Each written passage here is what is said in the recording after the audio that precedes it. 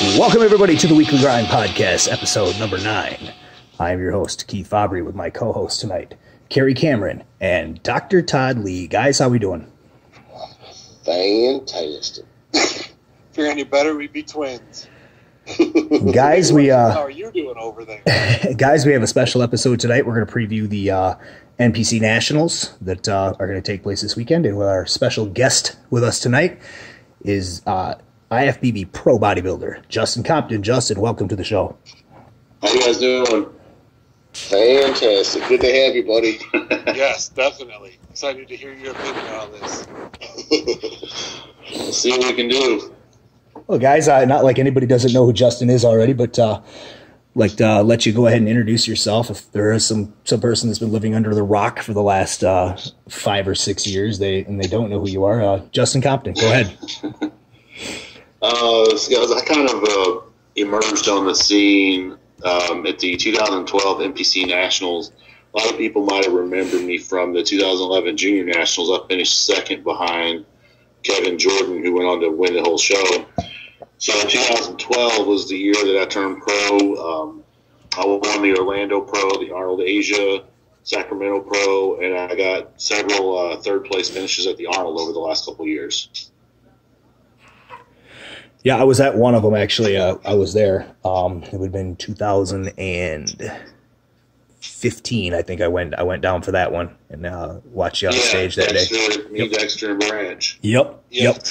I thought coming out of it, you had second place coming out of the prejudging, and I kind of thought so too. I'm not trying to toot my own horn or nothing there, but I kind of thought second is where I was going to fall at that show. Yeah, I thought it was you and Dexter, and that was it. And I was waiting to see what come back at night, what it was going to look like, and then they ended up putting you third. I was kind of like puzzled as to what actually transpired there, but hey, the judges, it's a subjective sport, and they have their opinion. Yeah, I mean, I was more of I was rounder, and I think I was more symmetrical, but Branch was harder than me. So again, like you said, it's a subjective sport, and that's what they chose. Mm-hmm. Hell, it's always been apples and oranges. It's just what they like that day. I mean, bodybuilding is probably less variance than some of the other divisions out there. Some of the other divisions and stuff, you look at it, they change their they change their criteria on a daily basis. Hell, they even change their criteria during the show sometimes. So I guess it all depends. Justin, you're with us tonight. You said you were mentioning the 2012 NPC Nationals. That's where you turned pro. And we got the NPC Nationals coming up here this weekend. And I thought it'd be pretty cool if we did a preview show, seeing as how the NPC Nationals is usually the biggest and best of the NPC's national or pro qualifier shows every year. Some of the best pros have come out of that, you included. And some of the most successful pros have come out of that show. It's a show that for bodybuilding gives first and second place in each division gets their pro card or gets the opportunity to pro card if they just choose to take it. So talk about some of the guys that we got doing the show. Just some of the guys that I've been seeing a lot of on Instagram and stuff, and I know they're doing the show. We'll start with the heavyweights because those are probably the ones that I think are getting the most pub out of all of them and stuff. There's a few supers, but for the most part, it's the heavyweights. This year seems to be the main class. Let's talk a little bit about some of these guys and see what your input in on both.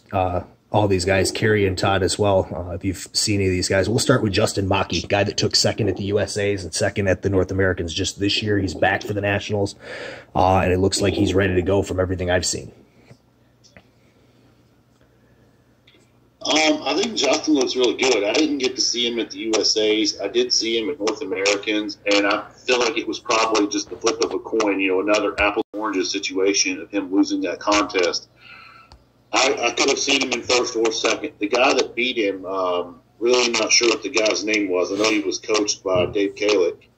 And the only reason he beat – Justin was in shape. Like, I really don't have any flaws with the guy's body at all. So he's going to be a front runner to win this. But the other guy was just a little bit harder. I mean, when they stood side by side, it was very noticeable. A little harder, and I thought a little rounder, too. Grainier detail, too. Yeah. His condition was just a little bit more, and I think he was a little rounder. Especially in the lower body. Where a superior structure, but it wasn't enough to get in the win here. Yep. Yeah, Justin, his last last showing at the North Americans, I think, was probably his best that I've ever seen him on stage. He looked really good there. He especially from the back. He was just, I mean, absolutely strided from the back all the way from his top of his neck down to his hamstrings. So everything was just strided, and that was probably the best I've ever seen him. Interesting to see what he brings this weekend. If he brings the same package, I don't see how he doesn't get his pro card out of that heavyweight class. I really don't. It'll be interesting. Yeah, there's going to be top two get pro cards, and I feel like it should be between him and one of the other guys you haven't mentioned yet. But I definitely think Justin's a front runner to get his card this weekend.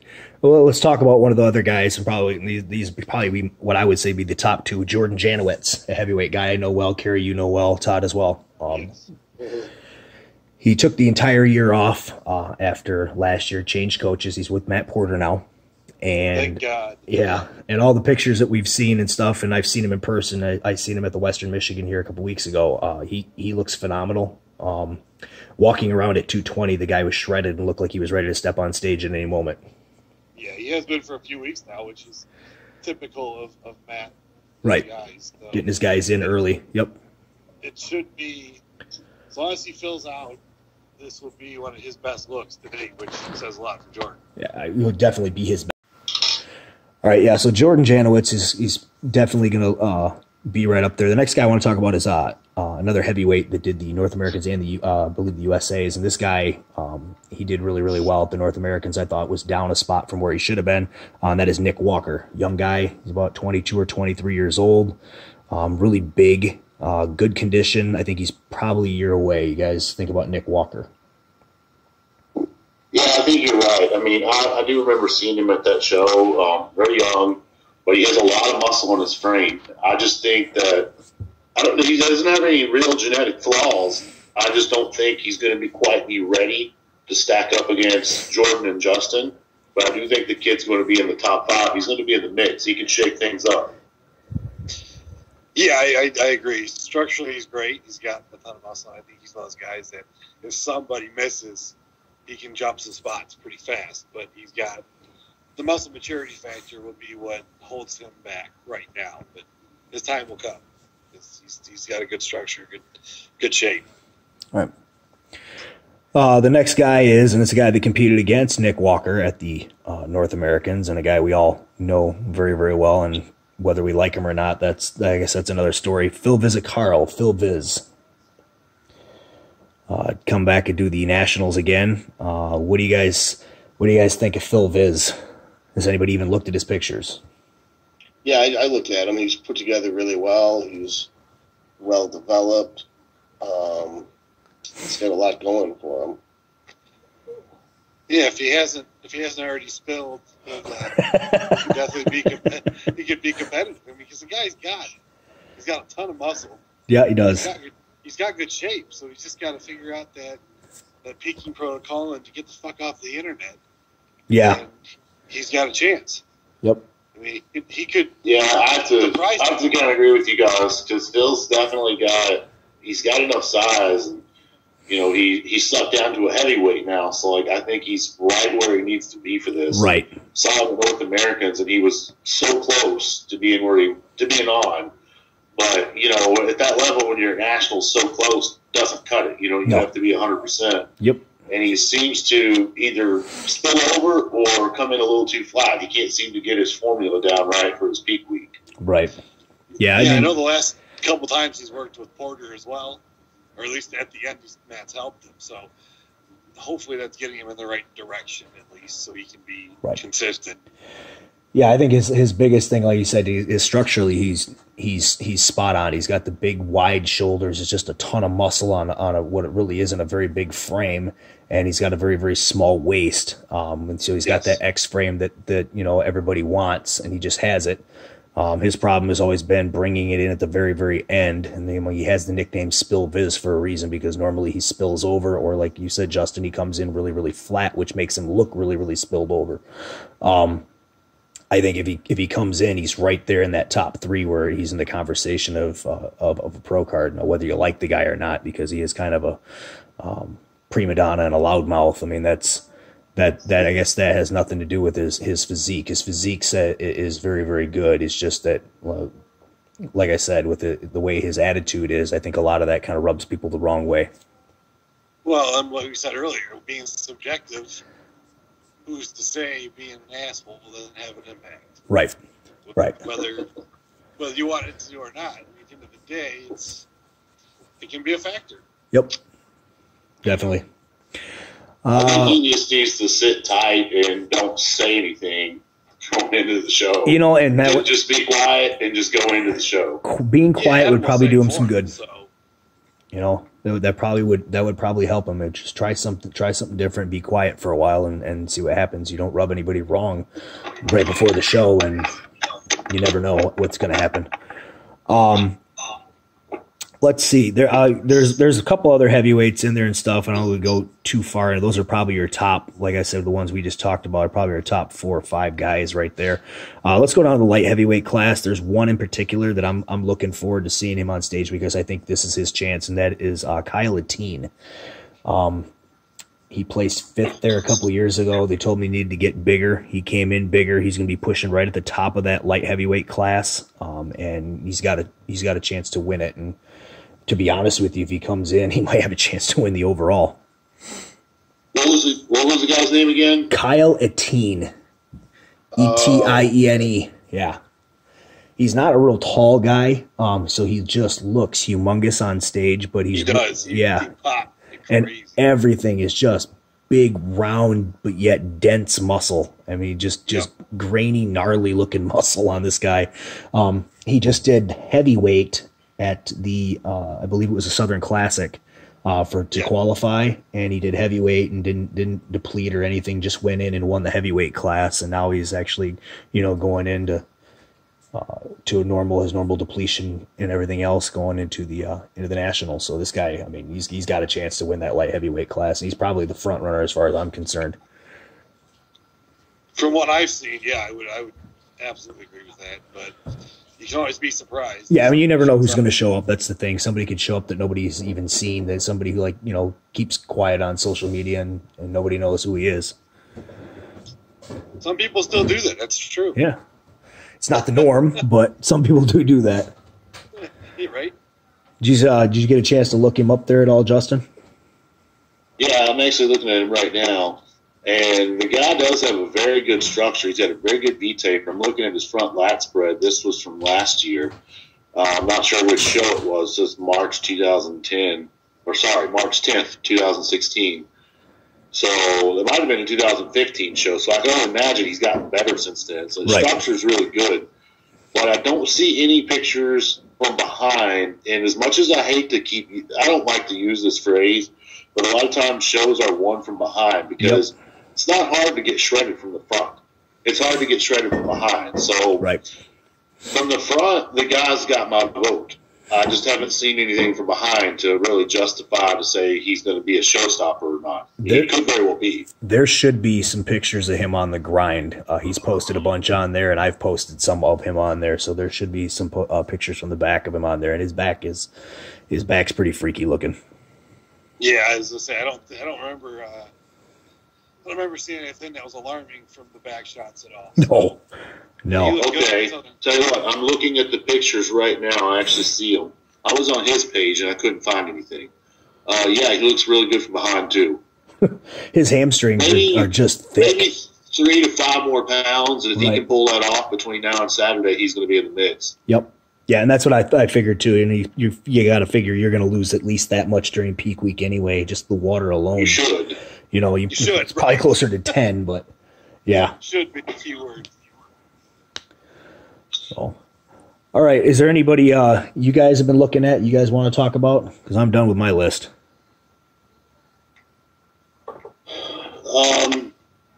Let's see. I actually had posted on Instagram, telling people, we were going to be doing this interview. So I got a few people over here that, I basically said, hey, if anyone you guys want me to look at, let me know. Right. And there is a guy that you haven't mentioned who is going to be, I think he's going to turn a lot of heads, and he's actually coached by Todd. I think he's a new guy that just won, Eastern. His name's Ben Rafaela. Yes. Oh, yes. Yeah, Rafaela, yes. Yeah, he's going to be really tough. I really freaky think he's looking. Going to shake up. he's going to make some noise. Yes. Yeah, I believe he's a heavyweight too. Yeah, he's a heavy. Yeah, I've seen pictures of him and stuff, and yeah, he is freaky looking, especially from the back. He's just very complete. Yep. Looking. Yeah, he's not missing any body parts at all. He's very, very balanced all the way through. Yeah, I think that's going to be a guy that surprises a lot of people, because I do remember seeing pictures out of Eastern, and I totally forgot about that until you just said it, Justin. I was just looking at him today too, and I forgot to put him on the list. So that's my fault there. Rookie. Yeah, Here's this other guy. I really don't know who he is. I don't know his last name. Someone tagged him on my post. He goes by Louis D. 2007. It's Louis. It's ldphysiques.com. Okay. Does that ring any bell to you guys? No, don't know who that is. I feel like you guys go with this Instagram. What is it? So if you guys could find him on Instagram, he looks very, very well conditioned, nice proportions too. Yeah, he does. He just pulled it up. He does. He looks pretty good. He's 204. So, is that right? So he'll probably be a light heavyweight then. Wait, so I'm going to assume he's going to drop it down to a light heavy. Definitely. Yeah, I would think that would be his. So if you put him in the light heavyweight class, this guy could be a contender there. Yes. Yeah, he looks really good. And yeah, like you said, you drop another 8 pounds off that. Yeah, really, really good shape. He's got a good structure and everything. He looks really nice. Nice lines. Definitely some good detail. He'll be. Yeah. He can shake him light heavy real quick. Yep. Do you have anybody else on there, Justin, or no? No one else had commented. Okay. I seen your post. I can't think of anyone else right off. I tried to talk Sean Smith into doing this contest as a super, but Sean wasn't having it. He was going to go on and try to come back next year. He would have done pretty well, actually. The super class isn't really very impressive. That's why I didn't even bother to talk about it. It wasn't like there was a lot of guys that are just standout guys in there and stuff. At least seems like it's weighted more towards the heavies and the light heavies this year. Yeah, I think the heavies is going to be the class to look out for. Yeah, it's just stacked. The only super heavy that I'm aware of that's doing the show, and I'd really like to see him nail this, is Gabe Moen. Yes. Gabe is always another guy who has got plenty of size. I want to say he's like 290 or 300 pounds, something like that right now. But he's either usually a little flat or he's spilled over. He's always in shape early. Like, he showed me his pictures and stuff, like, at 4 weeks out, the guy, he looks great. And then something happens, like the final week, and he hasn't been able to put it together. I'd like to actually see Gabe, nail it this time and see what he can do up there at 100%. Right. I didn't even know he was doing it, or else I would have mentioned him. Yeah, because he's been close several times. Like you said, he's just either flat or he's a little spilled. You see that with a lot of guys too. 4 weeks out, 3 weeks out pictures, and they look like they're ready to set the world on fire. And then when they show up, it's like, what happened? And I sometimes I think people take things too extreme. Predictions going into a show is, for pro bodybuilders, it's kind of easy because history kind of repeats itself. If a guy's always been out of shape, he's likely to. Right. But, the guys that show up peeled, they're going to show up peeled. Like with the amateur guys, they just take a stab in the dark. You don't really know what to expect from it. Right. Yeah, they're still trying to figure it all out. I did 20 shows before I think I finally figured out a winning formula. Right. That makes me feel a lot better. I don't think I knew what I was doing until like my 18th show. I was like, this actually looks the way I expected it to. Right. Cool. I still haven't got that far yet. So Jeez, Pete's. I can't even imagine doing 20 shows, to be honest with you. That was 20 since I was 18 years old. Yeah. Yeah, if you're a bikini girl, that's only 2 years. Right. Yeah. It's revolving doors of fifth places. Yeah. Right. 6 shows in a row, because they try to be a bodybuilder and do six shows in 6 weeks and see how that works out for you. Oh, that's not second well. There's no way. Done after number 2. Yeah. Yeah. If you're lucky. If you can make it past number 1. All right. Well, let's go ahead, Justin. I know you got a nice story about 2012 NPC Nationals where you turned pro. You wanted to talk a little bit about the stuff leading up to that, some of the events and stuff, because it was like any other contest, there's always adversities and stuff, you know, and I can't imagine what they would be like for a pro qualifier like that. So you go ahead and tell us about your experience turning pro. Yeah, so, you know, every show I've got, there's a story behind every one of them. Everybody has, you know, their hardships that they face throughout contest prep. And I had won the Kentucky Muscle in 2010. That was the show that I qualified for nationals with. Yep. And I was planning on using that as my retirement show. I was done. Like, all I really wanted to do was do one more show before I graduated college, and just to say, I wanted to see if I could crack top 3 in, like, the men's open. That was the plan. So, you know, I go in there and I win the show, and the judges all told me, you know, hey, you need to stack on a little more size and you can go pro at nationals. So I took the stab at junior nationals and I got second there, which was great. You know, I was happy with that. You know, I was just hoping for like top 5, and I almost won the show. Kevin was the only guy that was really holding me back. Right. So I'm kind of on, like, you know, cloud 9 at this point, and I go to the 2011 Nationals, and that was actually held in Miami. When I won it in 2012, it was in Atlanta. Yep. I go to 2011, and it was a complete clusterfuck for me. Like, that prep could not have went any worse, and I fell 13th, and I started second-guessing myself. I was like, you know what, you just need to go get an engineering job and forget about this whole bodybuilding bullshit. Like, you're done. Like, you just prove that you can't cut it with the big guys. You're smoked. Right.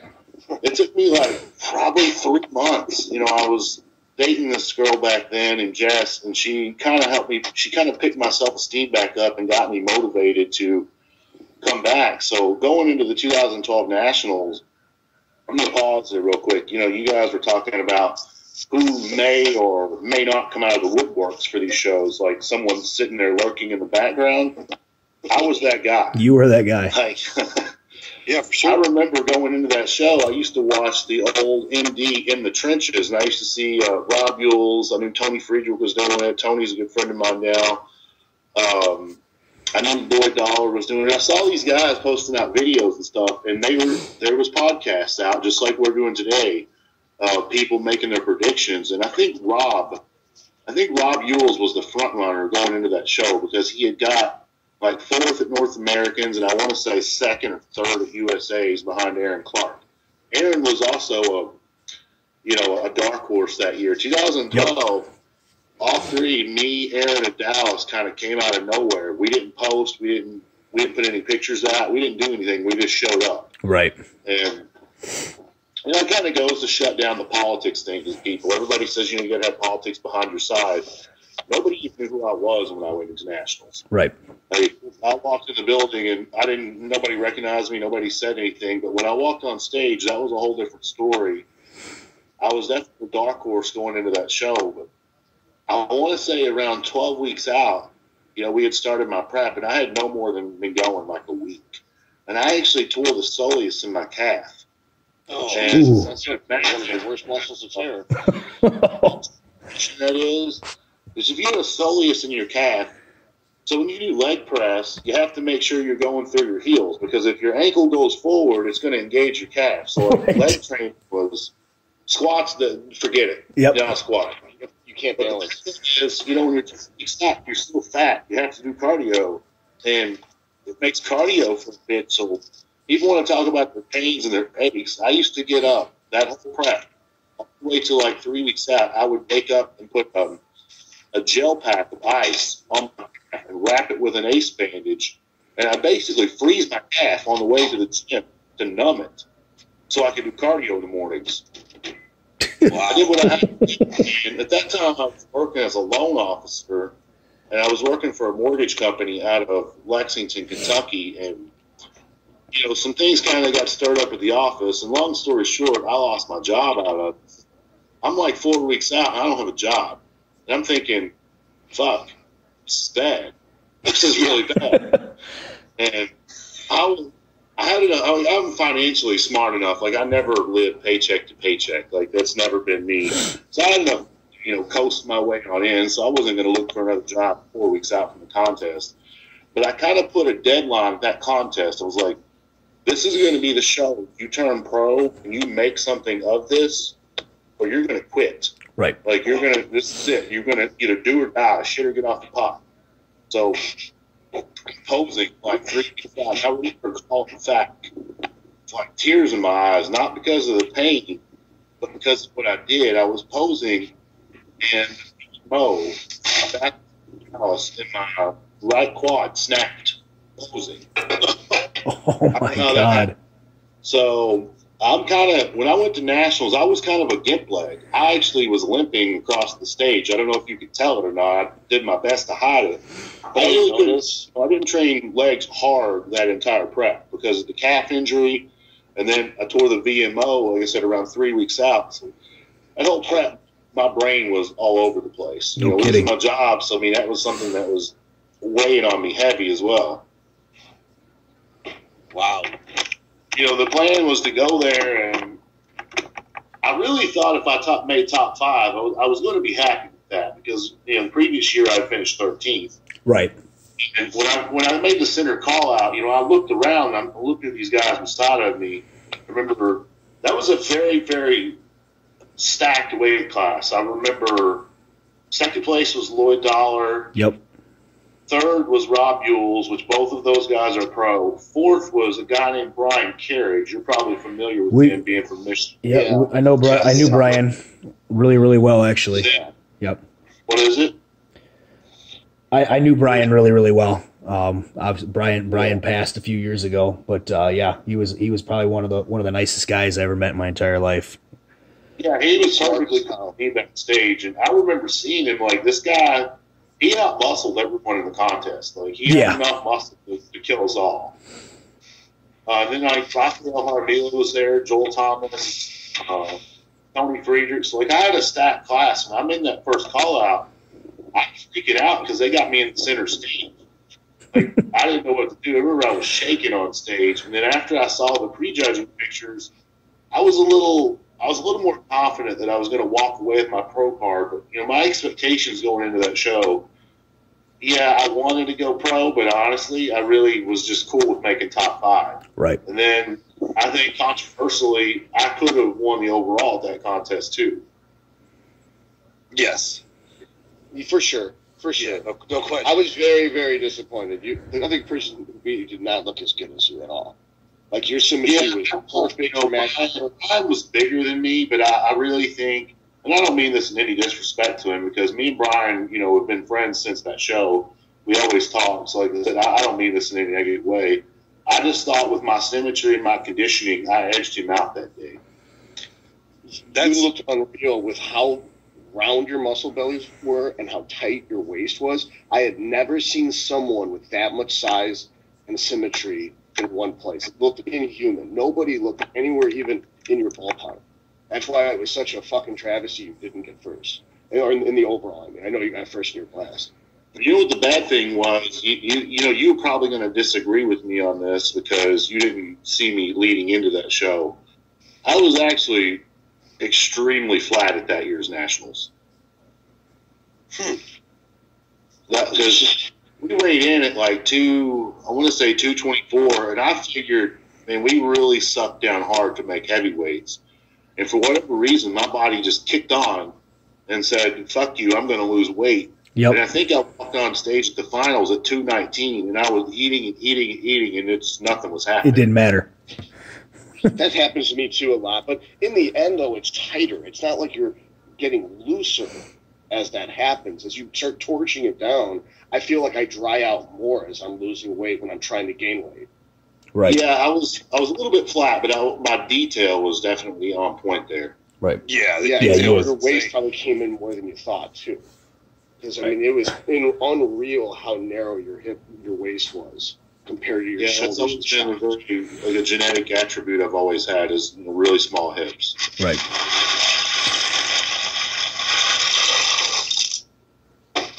Todd, is that you? Yeah, I'm making pasta. You're eating, no way. Gotta get my little ass bigger like you, Keith. Yeah. Jesus. Always eating. Justin, we had Justin Harris on a while ago, and we got done with it, and Justin told Todd he was his hero because he literally ate the entire hour and a half that we were on. That's all he did was eat. Well, I timed it. I was like, I don't want to eat on Justin's show because it's disrespectful. But it's 9:30, so we're over by half an hour. So I'm making food. It's all right. It's okay. So, obviously, Justin, you weren't expecting to, like you said, to win that contest going in and stuff. So, what was the feeling like after you did win and you were announced as the heavyweight winner, and you realized you were about to win your pro card? Honestly, it didn't really come as that much of a surprise to me come finals, because after I walked off stage at prejudge, I mean, they worked the fuck out of us. Like that prejudge was, that heavyweight first call out was on stage for probably close to 15 minutes. Jeez. And they kept moving us around, and, I was in the center the majority of the time, but, that doesn't automatically mean that you're going to win because you're in the middle. And, there was a couple of times I was on the end, and I'm looking around, and I'm like, well, I was like, I know so-and-so cannot be beating me. Right. So I'm kind of confused. But I came off the stage, I put my clothes on, and I walked out into the crowd, and Fabbri was there waiting on me. He has this huge smile on his face. And he's assuring me, he's like, you just killed everybody. And I was like, really? He's like, yeah, there's no contest. And I was like, you think so? And then I had everyone coming up to me in the crowd, if you recall, if you guys went to that show in 2012, I'm not sure what the expo looks like in Miami, but the expo was actually pretty big in 2012 in Atlanta. It was at the Hyatt. I think it was on Peachtree. And all these people, the vendors and stuff, were talking to me. And I remember going back to my room, and I get a random phone call from Steve Blackman with MD. And I've never talked to Steve before. Steve calls me, and he said, hey, I want to congratulate you. And I'm like, congratulate me? Like, today was prejudge. Tomorrow's finals. Like, you know something I don't know? Right. And he's like, come on, Justin. He's like, you got to get real. He said, you're going to win this contest. And I'm floored. So over the course of those 24 hours, it kind of set in on me that I sort of knew I was going to walk away with it at that point. But after prejudge, I had no idea. But when all these people that I've never heard of start sending me Facebook messages and stuff, that's when I was like, man, maybe this is a reality for me. Right. It's hard for that many people to be wrong. Bodybuilders, it's an extreme of one end or the other.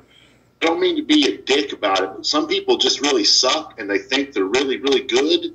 And then people that are really, really good, and then they think they suck. Right. And I was always the guy that looked in the mirror, and I never could see what anybody else sees. Like, I never believed in myself. That's the champion mindset, though, is that you're never satisfied with who you or what you are, so you're constantly striving to be better. Whereas that's what makes you better, yes. They're so happy with themselves because they were over-encouraged as children that no matter what they do, it's like, I have the most magical turd in the world. Everyone worship my turd. They think that they're so great, and they're nothing. But it's like, no matter what, I always feel like I'm the fattest piece of shit when I'm backstage. And then 6 months later, I'll look at the pictures, and I'll be like, wow, I actually was pretty cut up. Right. Yeah, that's kind of the story of my life, too. Yeah. Well, it's a lot of it's just being humble. I mean, you're not getting too high on yourself as well, but sometimes when you, especially, when you contest prep, the emotions are going crazy all the time and stuff, and you start thinking and doubting yourself. That's perfectly natural. But, in the off season and stuff, and you're walking around, you're the guy who's never, thinking you're better than anybody either. And that mentality serves well, especially in this sport, for the guys who are going to have success. Yeah, I remember when I was a teenager, the first set of pictures I ever took ever with bodybuilding, I sent them into bodybuilding.com to be the team bodybuilder of the week. Right. And I looked at these pictures and I was like, nah, I'm not sending that shit in. I was like, this is terrible. And then I think my mom told me, well, what do you got to lose? So I send it in and I get a response back, and they tell me hey, you just won this. And I couldn't believe it. And looking back now, older, fast forwarding 14 years almost, I'm like, if I saw a 16-year-old kid that said he's natural and he's only been working out for like 6 months, I probably would say, holy shit. Right. Back then, I was like, I didn't even think I looked like I worked out. Right. Self-perception is that. It is. And, you know, we're our own worst enemies sometimes when we look in the mirror. Yeah, it's muscle dysmorphia. Yep. Yeah, exactly. Definitely. He's just up and down now. Are you doing your cooking show on the side now? No. Cooking with Todd. He's got 2 podcasts at the same time. Yeah, douchebag. How about your pasta? No, what happened was I stole my girlfriend's pasta sauce and she was fighting me for it. So she was hiding it in her gym bag. I was like, "What is this ragu doing in your gym bag? Give it to me." So start making every podcast because you're not going to wake up tomorrow now. So, Justin, when you did turn pro, what was there ever a thought of not actually competing as a pro afterwards, or was that not an option? You just said, I'm going to do this at least to try it. Yeah, no, I knew when I turned pro, I knew I was going to at least do it. I wasn't sure how it was going to go. I tried to pick and choose my battles. I've always kind of done that my whole career. Like, that's why I never jumped into the Olympia the first year I qualified, because that's a battle I wasn't ready to lose yet. Right. So I purposely tried to pick I tried to pick a show that I didn't know any big names going into. Little did I know at the last minute Rowley was going to hop in the Chicago Pro. Right. So that didn't really work out to my advantage. But, you know, going into the show, my goal was to make top 5, and, you know, I ended up finishing 5th. And I really think, you know, 3rd, 4th, and 5th you could have juggled us around in whichever order you wanted. 1 and 2 was Rolly and Lionel, and those two, they were pretty set in stone on those placings. They got what they deserved there. Right. But, you know, going into the show, I didn't really have any expectations of, you know, what to expect. Like, matter of fact, I'd never been to a pro contest until then.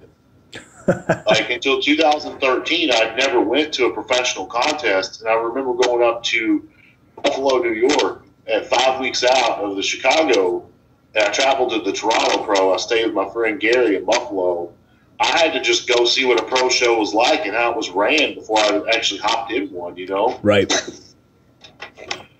But that was kind of the breaking point of, am I going to make a professional career out of this, or what exactly am I going to do? So when I went to Chicago, it opened some doors for me, and, you know, finishing top 5, I thought, well, you know, now that I've got top 5 in a pro show, maybe I might have a chance of winning one someday. So I just went back to the drawing boards after that, and I didn't come back till, you know, April the following year when I won the Orlando Pro. Right. That was actually a completely unplanned show. I had intentions on doing the Arnold Brazil that year, and they didn't give me the invite. Like, they sent me a letter saying that they were considering me, but I never got a confirmation.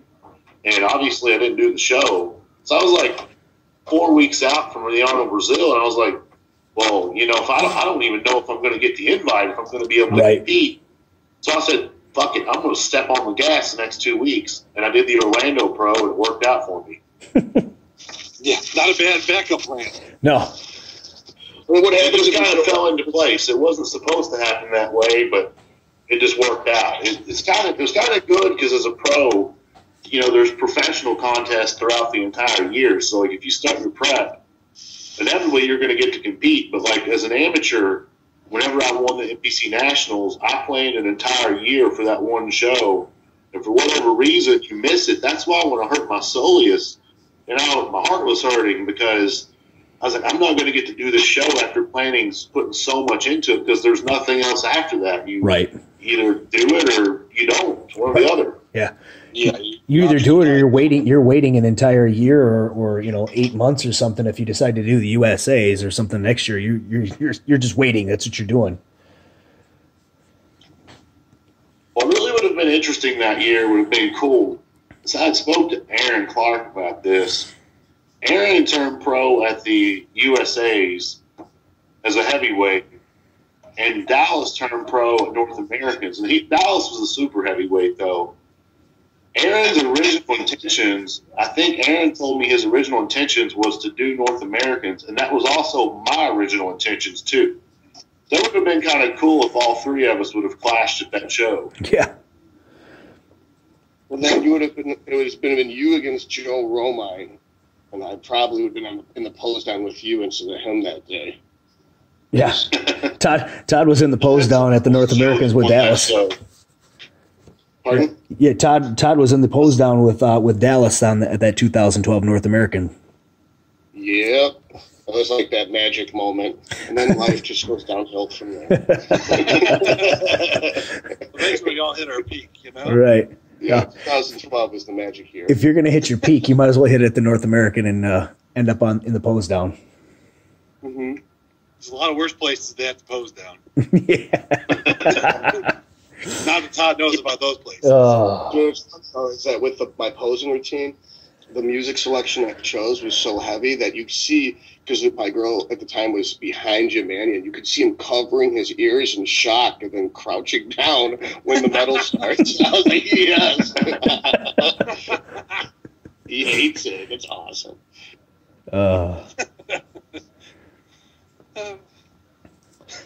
So because they weren't paying attention, they weren't even looking. But then the death metal starts kicking in. They all have to look like, what is you that? have a choice. Like, oh, it's Todd Lee. Right.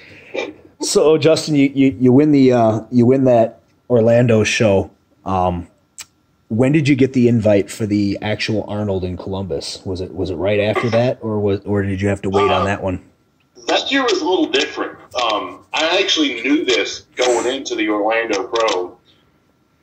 2014, they had this little, I don't know if you call it a rule, but it was a qualification. Normally the Arnold is by invitation only. Right. But 2014, all the Europa winners got an automatic Arnold invitation. Gotcha. So, in 2014, I wasn't thinking Olympia. That's like way out of my league. I was not thinking that at all. So I remember Bob Chick, when I was on stage, Bob asked me, so what do we expect to win, or what do we expect to see from you in Vegas? And I was like, hell, I don't know. You expect to see me at a pool party, probably, because I'm not competing. I didn't know what to think about that. I actually completely forgot that I was Olympia qualified. I was more focused on the fact that I had my Arnold qualification, because I'm originally from Kentucky, and the Arnold was the first pro show that I ever saw back in 2004. They used to do it on pay-per-view. Yeah. And I remember watching Jay Cutler win it on pay-per-view in 2004. And I started going to the show, I want to say it was like 2005 or 2006. I started going up to the expo and started checking things out. So ever since then, the Arnold kind of meant a little bit more to me than the Olympia. I know people may say that I'm crazier than hell from that, but I wanted to do that particular show. So when I saw the opportunity to get an automatic invite to that, obviously I jumped on it. Right. I think we can understand that. As soon as I got back from Orlando and came back from Florida, it was immediate prep. Like, okay, I know I have 11 months to get ready for the Arnold. What do I need to do? How do I need to put this together? Right. Yeah, I think we can understand that. Being in Michigan, we're only like a 6 or 7 hour ride away from the Arnold. It's every year, and I've been down there several times. Carrie's gone, Todd, you've gone, so we've been down there. That's pretty much like our Super Bowl, because with the Olympian stuff, it's out in Vegas. That's a trip. It's a plane flight to get out there. It's not as easily attainable as it is to just drive down to Columbus to go watch the Arnold, or just go walk through the expo and see the freak show that they put on. Personally, I always hated flying and competing. I finally mastered it, like when I won the SAC Pro, but prior to that, flying and competing did not end too well for me. When do you like to I had a bad experience with it. In 2011, I did the Nationals in Miami, and that whole flight, I felt like I looked decent before I left Kentucky, and when I made it to Miami, I was a shit show when I got down there. Just waterlogged. And things never came back together. Right. So ever since then, I kind of had this phobia. I was like, man, if I got to fly, I'm not even doing it. Right. And you'll soon figure out if you're a professional, you're going to have to fly, or you're going to not make any money, whichever one you want. Right. Right. Do you fly in Tuesday or Wednesday? I found that Wednesday seemed to be enough time for my body to acclimate. I think for a Saturday show, I like to come in on Wednesday. So if it's like whenever I won the Nationals in in Atlanta, we drove down on Tuesday, and I just sat in the hotel room Wednesday and Thursday and just chilled. Yeah. Like, I always like to be in my setting. I like to be in my element, like 3 or 4 days out. I'm the same way. I'll fly in on a Wednesday, and that Atlanta thing fucked me up because we drove down there, and it was a 12-hour drive. But that was like the only year it was in Atlanta. But in Miami, I find that it's almost antagonistic. Like, everybody's so unfriendly compared to, like, Vegas or Pittsburgh. That it's just I agree with South Beach. It's very diverse with the people. But not only that, like, you guys are from Michigan, so you know what it's like this time of year. It's cold, right? Right. So your body's going, from 30-degree weather to all of a sudden hopping in 85-degree weather with like an 80% humidity. Because I remember when I got off the plane, I just couldn't stop sweating. Right. Like, my body has never seen that type of humidity before in my life. And I was just dripping the whole time. That was like the biggest critique was they said I would have placed higher if I hadn't melted off the stage. Well, in 2011, they moved us. They put the amphitheater 7 blocks away or 17 blocks away from the hotel. And then it rained. So you have to walk through the fucking rain in your paint to get to the venue. I didn't catch any rain that year. But we had a rental car, and my girl at the time, I think she dropped me off at the front door. Okay. I was walking down the street, like, cramping, like, limping, like I'm a pimp or some shit, getting rained on. I was like, I'm going to do fucking awesome. Like, this is fantastic. I had the same thing. Similar happened to me. It was 2016 Arnold. My tan got completely destroyed at prejudge, and I was going to say screw it. I was like, you know what? What's done is done. I can't fix it. A couple of people looked at me and they said, no, you need to go get that fixed. Like, you have to get that fixed. This is the Arnold. You can't just say screw it at the Arnold. So we go to a different hotel because I was always sponsored with Liquid Sun Rays. And I had Jay, I think it's, Jay Pratt, right? Yep. Yes. Yep. So Jay was the one spraying me, and I had to go to his hotel to get him to spray me. And downtown Columbus, I don't know why in the fuck Columbus allows this every year. They always have like a 5K or some type of outdoor sporting event the same weekend as the Arnold. It closes the streets down. The traffic is everywhere. So it's like, I think the final starts at 7. It's like 6:30, and I'm in Matt's Jeep. And we're like stuck in traffic like 4 blocks away. Well, I wasn't expecting that, and I have on sandals and a T-shirt in Columbus in March. And it's fucking raining. So I told Matt, I was like, dude, I don't know what to do, man. Like, I have to be at the show. Like, they don't play around. Like, if you're not there, you're just not there. I was like, I've got 30 minutes to make it to the show. So finally, I got out of the car, and I started jogging in sandals over to the Arnold. I was having people stop me on the side of the road. They're like, oh, you're Justin Compton. Let me get a picture with you. I'm like, all right, dude, I got a show to catch in about 15 minutes. I don't have time for that. Not a good time. That was not a good way at all. But the good thing is, by the time I got there, my legs were very vascular. I was pumped up. There you go. Finding a positive. Right. There you go. Todd, you got a nice story from the 2012 Nationals down in Atlanta when Justin won. I don't know if he knows this, if he's heard this story. Go ahead and tell that story. This is all right, great. So I'm in my room in Atlanta, Georgia, 2012, and I wake up and I'm, I think, 12 hours from weigh-in, and I think I'm like 9 pounds over. I'm like, I was like, so note to self, don't do your own fucking prep again, dipshit. So what did we do? I had a system. It was layers of sweat clothes and then a garbage bag and then another layer of sweats. And then we drove around in my girlfriend's car with the heat on, and she put the seat warmers on it. And I wasn't losing weight fast enough from that. So we went to a gym, and I got a day pass, and I went to the sauna, and I'm posing in the sauna and shit.